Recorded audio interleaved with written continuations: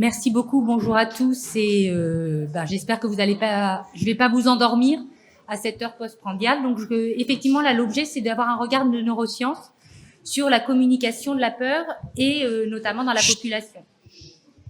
Voilà, installez-vous sans bruit, les derniers arrivés. Donc, merci. Je vous propose de commencer par revoir un petit peu la manière dont le cerveau agit face à une situation de peur et puis après de voir comment les choses communiquent ou en tout cas se partagent les uns avec les autres. La première chose peut-être c'est d'envisager la peur comme participant ou comme un élément de la réaction de stress, puisque cette réaction de stress, c'est une réaction qui va viser à libérer de l'énergie et selon un modèle biopsychologique qui permet de réagir dans les situations de danger. Et la peur, en fait, est l'émotion qui va permettre de canaliser cette énergie pour avoir le comportement adapté. L'autre élément quand on parle de stress et de peur, c'est de prendre aussi en compte la situation d'incertitude. Cette situation d'incertitude, en fait, elle est classée par certains psychologues et neuroscientifiques comme étant au moins aussi exigeante ou dangereuse que la peur, et on n'est pas tous équivalents par rapport à cette tolérance à l'incertitude. La réaction de peur, elle a plusieurs niveaux d'action ou plusieurs niveaux de traitement plutôt. Le premier niveau, c'est un niveau qui va intégrer la manière dont vos informations venant du corps et venant de l'extérieur, donc vos extérocapteurs, votre vue, l'audition, etc., va amener de l'information sur l'environnement. Et ces informations intérieures et extérieures vont être traitées par tout un ensemble de réseaux sur lesquels on reviendra un petit peu tout à l'heure, au niveau du cerveau pour faire une prédiction de comportement adapté. Et cette prédiction de comportement adapté, elle peut là encore se faire de différentes façons et on y reviendra. Donc ce modèle, il pose l'intérieur et l'extérieur comme étant des acteurs contribuant de façon extrêmement importante à la qualité de la peur et donc possiblement à la communication. L'autre élément à prendre en compte, c'est que cet environnement, on le regarde différemment selon si c'est la première fois qu'on ressent cette peur dans cet environnement ou pas. Et là, ça renvoie au conditionnement de peur que l'on a dans le trauma. Et évidemment, dans une foule, certains auront déjà été conditionnés à la peur et d'autres non. Donc la notion de première fois, elle est importante parce que c'est pas les mêmes réseaux cérébraux qui vont être activés dans une situation nouvelle de peur. Troisième élément important, c'est qu'il y a des réseaux qui codent la peur innée. Et donc, certains stimuli sont traités de façon automatique comme étant dangereux chez tous les mammifères, et l'homme étant un mammifère même supérieur, traite ces stimuli comme étant en soi des dangers. Si on en vient maintenant à la manière dont le cerveau travaille, il y a de nombreux, alors je ne sais pas si vous voyez très bien, mais il y a de nombreuses structures à l'intérieur du cerveau qui sont connectées pour traiter cette information de peur, l'énergie qui est libérée et le comportement qui est adapté. Et je vous propose de nous arrêter sur un premier acteur de ce réseau de peur qui est l'amygdale. Et cette amygdale, en fait, vous voyez en haut et en bas, c'est la partie du noyau rouge. Donc, c'est deux noyaux cérébraux de chaque côté qui servent à servir de hub émotionnel et notamment de peur. Et ce qu'il faut retenir uniquement de cette diapositive, c'est que entre l'incertitude et la peur, c'est des réseaux similaires, mais c'est pas des réseaux superposables, et que l'incertitude est traitée un petit peu différemment de la peur, même si elle active des voies similaires. Ce qu'il faut aussi garder à l'esprit, c'est que si votre amygdale n'est pas bien fonctionnante, vous allez avoir une situation de peur qui ne va pas être perçue pour une même distance de stimuli. Et là, ce que vous avez, le patient SM, c'est un patient qui a des amygdales dysfonctionnantes et donc le danger est pas perçu comme dangereux et donc son espace finalement de sécurité est beaucoup plus grand. Pour autant, dans l'environnement dangereux, il vaut mieux percevoir un danger proche que éloigné. Une autre structure qui est extrêmement importante, qui est au niveau du tronc cérébral, c'est la substance grise périaqueducale. Donc, elle est connectée à plein d'autres structures du cerveau, en amont et en aval. Et cette substance grise périaqueducale, c'est elle qui va, selon la manière dont elle est stimulée, induire un comportement soit passif, soit actif, donc sidération ou, au contraire, mouvement dans tous les sens. Et cette substance grise périaqueducale, elle est connectée à différentes zones de contrôle de la réponse de peur, qui sont différentes selon si le stimuli active la voie passive ou active la voie active. Donc l'idée, c'est pas de rentrer dans les détails, mais juste d'avoir finalement l'information ou la conscience que la prise d'information et le premier niveau de traitement, il se situe dans le tronc cérébral, donc c'est des régions très archaïques, et que selon ce qui est activé dans ces régions du tronc cérébral, finalement, la réponse va être passive ou active.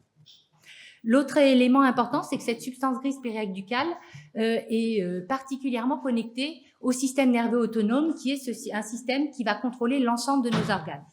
Le système nerveux autonome a des noyaux qui sont en interaction avec la substance respirale, toujours dans le tronc cérébral. Et elle envoie des contrôles à l'ensemble de nos organes, un accélérateur pour accélérer l'ensemble du fonctionnement de nos organes. C'est le système sympathique, il y a l'adrénaline qui est le système d'alarme, et puis un frein qui permet de revenir au calme et qui met au calme l'ensemble des organes. Et donc on a une fenêtre indirecte sur la manière dont ce frein et cet accélérateur en permanence s'ajustent au changement de l'environnement via la variabilité de la fréquence cardiaque, sur laquelle je reviendrai un petit peu plus tard, et qui est ce que vous donnent vos montres de sportifs en termes de niveau de stress. C'est un reflet finalement de la manière dont l'accélérateur et le frein sont toujours en train d'osciller et s'ajustent ou pas au challenge de l'environnement. Ce système nerveux autonome, donc il a la voie sympathique et la voie parasympathique, mais en fait il peut définir 3 chemins différents. Et dans les situations de stress, il a notamment le chemin de la sidération ou de la mise au calme par le système parasympathique qui calme tout et qui a une voie extrêmement archaïque présente chez tous les mammifères qui explique que quand elle est activée, elle nous fait paraître comme mort, voire elle peut nous faire mourir de peur. Tout se ralentit jusqu'à désamorcer la pompe cardiaque. Le système sympathique, lui, quand c'est lui qui domine la balance entre les deux, il va plutôt faire que l'énergie soit associée à des mouvements dans tous les sens, ou se battre, ou partir en courant. Et puis, il y a une dernière voie du système nerveux autonome parasympathique, qui est une voie récente chez les mammifères supérieurs uniquement, et qui est une voie qui contrôle l'ensemble finalement des expressions faciales que vous allez avoir et que l'autre va avoir en face de vous. L'adéquation de ces trois chemins, finalement, la manière dont ça s'est développé depuis la petite enfance va faire que vous avez eu un sentiment de sécurité interne plus ou moins important, ce qu'on appelle la neuroception, et qui est finalement votre état basal d'état anxieux ou d'état sécure. Au-delà de ces acteurs, en fait, en prenant en compte les différentes interactions possibles, on peut avoir différents comportements possibles. Se battre, combattre ou se sidérer ou mourir de peur, comme on vient d'en parler avec le système nerveux autonome. Et puis, vous avez aussi des réponses inadaptées, au-delà de ces comportements normaux de combat, de fuite ou de sidération, qui sont associés finalement à la traduction que l'organisme a une réponse désadaptée au stress. Un des éléments ou une des situations clés, c'est dans le cadre d'une confrontation traumatique, où on peut observer que lors d'une première fois, vous avez finalement un comportement qui va être ajusté à la distance du danger. Si le danger est intense ou lorsqu'il se reproduit, ça vous êtes déjà conditionné, le combat ou la fuite va plutôt être remplacé par la partie droite de l'écran qui traduit finalement une sidération avec une accélération cardiaque monstrueuse. Donc vous avez une espèce de dissociation dans ces cas-là de réponse inadaptée qui est caractéristique d'une confrontation qui a été vécue comme traumatique. Alors, comment on contrôle ces différents systèmes et comment on arrive à faire que tout ça fonctionne pour qu'on réponde assez bien ? Alors, je vous ai parlé là finalement beaucoup du tronc cérébral qui est un contrôle non conscient de la réponse de peur, mais il y a tout un ensemble de zones du cerveau qui vont participer à essayer de modérer la réponse immédiate de peur et qui impliquent particulièrement le cortex préfrontal avec une durée forcément plus longue de réponse. Certains auteurs, comme Ledoux, qui a notamment été un des premiers à décrire le système de peur, posent qu'en fait, il faut regarder ces deux systèmes de façon séparée parce qu'ils ne donnent pas les mêmes symptômes ou les mêmes maladaptations en situation de peur, mais ça fait encore partie des champs de la recherche. Alors, pourquoi c'est important de savoir comment, finalement, ces systèmes interagissent et lequel domine dans la situation que l'on vit ? C'est parce que la décision que vous allez prendre, en fait, elle va dépendre de votre stimuli de départ, de l'information que vous accumulez sur le danger et puis de la conscience ou pas que va avoir ces informations pour vous amener à une action pouvant être ne pas agir, c'est-à-dire décider de ne pas, pour un militaire, tirer dans le tas, ou etc. Dans les peurs innées ou dans les situations de peur qui ne sont pas liées à des peurs innées, ce qu'on observe, c'est qu'en fait, le seuil de conscience est beaucoup plus bas, c'est-à-dire que l'action se déclenche beaucoup plus rapidement, la prise de décision, même si elle n'est pas consciente, se déclenche beaucoup plus bas. Et en fait, il faut beaucoup moins d'informations pour déclencher l'action. Donc, c'est là où on a finalement des prises de décision non conscientisées, voire inadaptées, puisque finalement, le système ne prend pas le temps d'analyser la situation. Exemple type, hein, c'est une étude épidémiologique sur les survivants d'avaries de mer. Et quand on dit les femmes et les enfants d'abord, ce qu'on observe dans cette étude, c'est que finalement, c'est les vulnérables qui sont morts et on ne les a pas du tout protégés. Et on peut faire l'hypothèse que finalement, toute la partie de réflexion et de prise de décision pour prendre soin des autres n'a pas été activée. Les acteurs du contrôle, on ne va pas s'arrêter sur tous, mais c'est l'ensemble du cortex cérébral qui participe avec 2 zones importantes. Une zone qui fait la connexion finalement entre l'hémisphère droit et gauche, qui s'appelle l'aire singulaire antérieure, qui est une aire qui est particulièrement impliquée dans la prise de décision et donc qui manage d'une certaine façon le modèle que je vous ai présenté tout à l'heure. Et puis une autre zone corticale qui s'appelle l'insula et qui intègre en fait les informations venant de l'extérieur, ce que ça induit en termes d'information interne, l'interoception, et qui nous donne une conscience de nous dans la situation comme étant agissant, un être agissant, et qui nous donne aussi la sensation de contrôle ou pas. Cette insula, elle est collée, ou en tout cas en interaction avec un autre réseau qui contrôle le système nerveux autonome dont on a parlé tout à l'heure. Donc l'idée, c'est pas de s'arrêter sur chacune des zones, mais bien de se dire que tout ça fonctionne en réseau. Et donc, on est bien normal de dire c'est telle ou telle zone qui est impliquée, mais c'est bien le réseau qui dysfonctionne ou qui fonctionne bien. En tout cas, ce qui résulte de cette organisation et de cette communication entre ces zones, c'est un système nerveux autonome qui va être plus ou moins adapté. Pour autant, je peux vous proposer un résumé qui, comme tout résumé, est un petit peu faussé ou en tout cas limitatif. Donc, le gyrus singulaire antérieur dont je vous ai parlé, c'est celui qui va prendre la décision.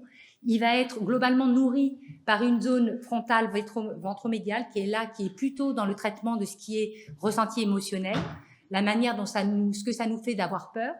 Un cortex plutôt rationnel ici, et puis l'insula dont je vous ai parlé qui est en lien avec la perception de soi. Et si on essaie de résumer un peu tous les niveaux de prise de décision et les modalités de réponse à la peur, vous avez la réponse innée, automatique, dont on a parlé. Et puis, si votre cortex ventromédian domine, vous allez avoir plutôt une réaction autocentrée dans une situation de peur et donc de collectivité.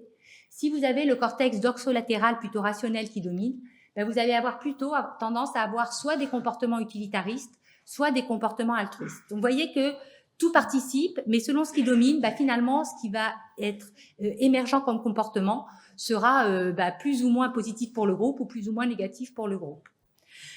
À titre d'exemple, quand on s'intéresse aux réactions aux comportements altruistes, et Guillaume en parlera mieux que moi, on peut observer des comportements altruistes ou en tout cas des comportements héroïques d'aide à son prochain qui sont à la fois non conscients et des comportements, comme c'est le cas en bas, notamment ce que Guillaume, je pense, vous présentera au Bataclan, des comportements qui sont plus raisonnés pour aider son prochain. Donc, vous voyez qu'on est quand même un peu mal en peine pour décrire qu'est-ce qui se passe dans une situation de peur au regard de l'expérience de chacun, de la manière dont le cerveau va fonctionner et ce qui va dominer dans la réponse de peur.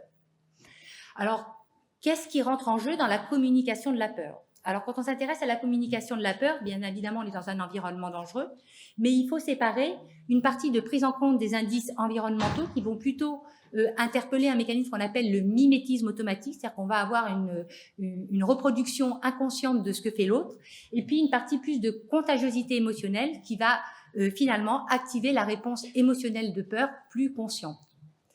Alors, les deux types de communication de peur, bien évidemment, se recoupent, mais l'overlap n'est pas complet. Le mimétisme automatique semble être quelque chose quand même de moins conscientisé, de plus automatique et plus sensoriel, alors que finalement, la contagiosité émotionnelle va impliquer ce bas niveau de traitement de la peur d'autrui ou qu'on voit chez autrui, mais aussi une synchronisation de tous les éléments informatifs qu'on a pour finalement partager cette émotion. Donc, si on résumait, le mimétisme automatique, c'est le principal mécanisme qui va contribuer à faire émerger une contagiosité émotionnelle. Alors, quels sont les acteurs de cette communication de la peur ? Le regard d'abord, et il y a quelques études sur les réactions faciales rapides qui montrent qu'en fait, là encore, c'est compliqué. Selon si la personne vous regarde en face, l'émotion exprimée par le visage ne va pas être traitée de la même façon. Et dans l'émotion de la peur, en fait, quand c'est une émotion de peur, ce qu'induit chez vous la personne en face de vous va dépendre si le regard est direct ou pas direct. Si le regard est indirect, la peur va être beaucoup plus contagieuse que s'il est direct. Probablement parce qu'en fait, ça pourrait alerter sur un danger quelque part de regarder ailleurs. Il semblerait également qu'il y ait des différences hommes-femmes, mais les études ne sont pas extrêmement nombreuses. Et ce champ des réactions faciales rapides est extrêmement important à mieux comprendre pour mieux comprendre comment se fait la communication de peur. Je reviens sur mon système nerveux autonome qui est probablement un des acteurs pivots pour comprendre la communication de peur et ces deux systèmes. Finalement, si on reprend un modèle émotionnel de Panksepp, par exemple, qui décrit la rage, la peur, la panique, on peut penser que la partie le fonctionnement du système nerveux autonome de la personne qui est en face de nous, parce qu'elle peut aussi générer des émotions très différentes, va pouvoir interagir soit en termes de contagion, soit en termes de mise au calme et contribuer finalement en activant des émotions plutôt en lien avec le care, va pouvoir essayer de calmer le système nerveux autonome de celui qui a peur. Donc typiquement, voilà, une contagiosité émotionnelle entre deux personnes, un système nerveux autonome d'un individu qui a peur qui s'active, une réaction faciale indirecte qui active la peur en face, et vous voyez comment la contagiosité peut se faire de proche à proche dans une foule et induire possiblement des mouvements de foule dangereux.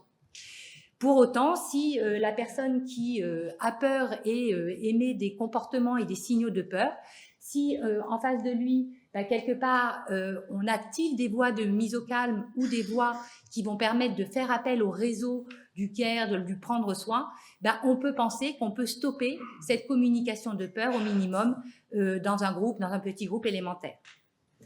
Un autre acteur important sont les neurones miroirs. Ces neurones miroirs, ils sont dans plusieurs endroits du cerveau et ils contribuent en fait à nous faire ressentir le comme si je ressentais ce que ressent l'autre, le comme si je faisais ce que ressent l'autre.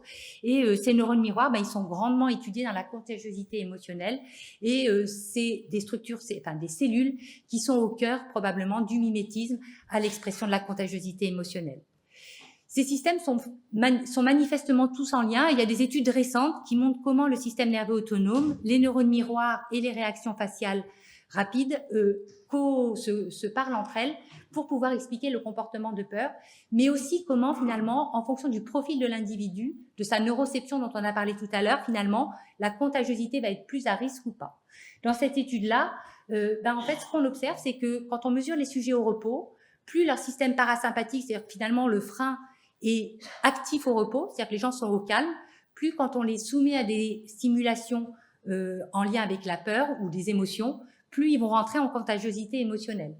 Donc vous voyez que ce système nerveux autonome, dans sa voie parasympathique, finalement, si on résume, c'est probablement une variable d'intérêt, à la fois pour apprendre aux individus à réguler leur stress, mais aussi pour casser une communication de peur entre des individus. Et donc, la qualité de ce système nerveux autonome parasympathique, en fait, on en a une fenêtre par cette variabilité de la fréquence cardiaque et la mesure au repos des sujets. En tout cas, ces dernières études semblent dire que c'est probablement une interaction entre ces trois acteurs qui nous permettra de mieux comprendre la communication de peur. Alors, je regarde juste parce qu'il me reste 3 diapos, j'ai le temps. Donc, qu'est-ce qu'on peut proposer pour réguler la communication de la peur dans un groupe ou dans une foule? Alors, il n'y a pas énormément de solutions, parce qu'en général, ça survient quand même quand on s'y attend pas, puisque la peur survient en situation de danger, d'incertitude, et on n'anticipe pas forcément comment la communication va se faire. Je vous ai mis des suricates, parce que le suricate est un animal hyper vigilant, donc ils sont toujours tous en train de porter attention à leur environnement au cas où il y ait un danger. Donc le suricate, en fait, il accumule de l'information pour prendre la décision la plus rapide possible. Si on veut essayer de contrôler la peur, il faut essayer à la fois d'améliorer le seuil de conscience de prise d'information du danger, mais aussi finalement le seuil d'accumulation des informations, la vitesse d'accumulation des informations, pour espérer que l'individu prenne la meilleure décision et finalement se mettre dans l'état le plus adéquat pour gérer la situation. La meilleure décision étant en général associée aussi avec une expression faciale qui est associée au calme ressenti ou à l'accord qu'on a avec la décision qu'on a prise.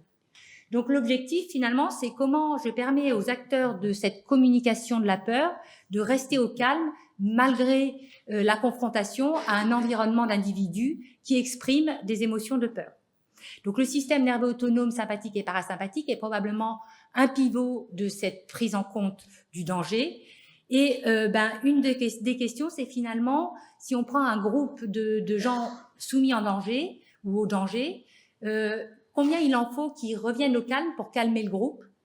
Ou autre question, quel est le nombre maximum de ceux qui peuvent partir dans une émotion de peur primaire ou en tout cas non contrôlée pour que le groupe parte en vrille? Donc nous, en milieu militaire, c'est plutôt ce type de questions qu'on a sans forcément avoir des réponses à vous apporter, mais c'est vraiment des enjeux qu'on se pose. À partir de combien de gars qui ont peur, le groupe va partir en cacahuète, ou au contraire, combien il en faut qu'il soit calme pour maintenir le groupe dans sa mission opérationnelle. Alors, qu'est-ce qu'on a mis en place pour l'instant? Rien de révolutionnaire. D'abord, un gros travail sur la gestion de l'incertitude, particulièrement avec les forces spéciales, puisque finalement, elles sont... nous, on a toujours un problème de stigmatisation du fait psychique, et du stress et de la peur. Donc, les forces spéciales qui y sont confrontées régulièrement ont pleinement conscience de l'importance de prendre en compte la réponse de peur individuelle et celle du groupe. Et donc, ils ont tout un ensemble de procédures pour essayer à la fois de tolérer l'incertitude, mais aussi d'envisager tous les cas non conformes pour éviter d'être surpris et donc de déclencher des cas de peur. Et puis, pour l'instant, ce qui est accepté, c'est toujours pareil, on peut avoir des outils très efficaces, s'ils ne sont pas acceptés par le groupe, c'est pas la peine de vouloir les développer, des outils qui sont basés sur un renforcement du frein parasympathique, à la fois au repos, mais aussi en situation, de façon à limiter le nombre de personnes qui seraient en peur désadaptée, en réponse de peur désadaptée, à limiter la communication de peur au sein du groupe.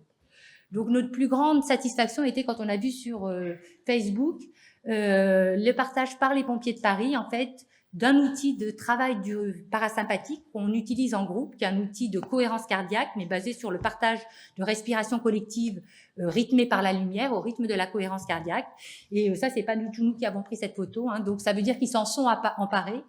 Est-ce que pour autant, ça les protège de la communication de la peur au sein du groupe? Est-ce que ça protège un pompier qui est engagé en longue durée dans un feu prolongé d'avoir des comportements de peur? On n'a pas de données, mais en tout cas, la première chose que je peux vous dire, c'est que cet outil a été accepté et qu'il est pratiqué, qu'il y en a toujours un dans le groupe qui finalement prend le lead pour soit avant la mission, essayer de mettre tout le monde au calme de façon à avoir un système parasympathique en ligne de base le plus efficace possible, mais aussi pour redescendre en situation. Donc, ce système qui fait de la lumière, il fait aussi des vibrations.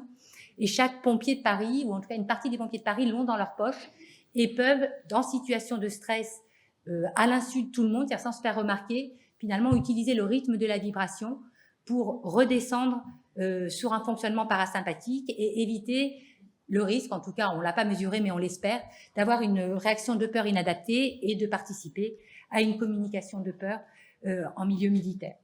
Donc voilà, je ne sais pas si les questions ce sera après, j'espère que vous avez suffisamment bien lu et que je n'ai pas été trop rapide pour respecter le timing.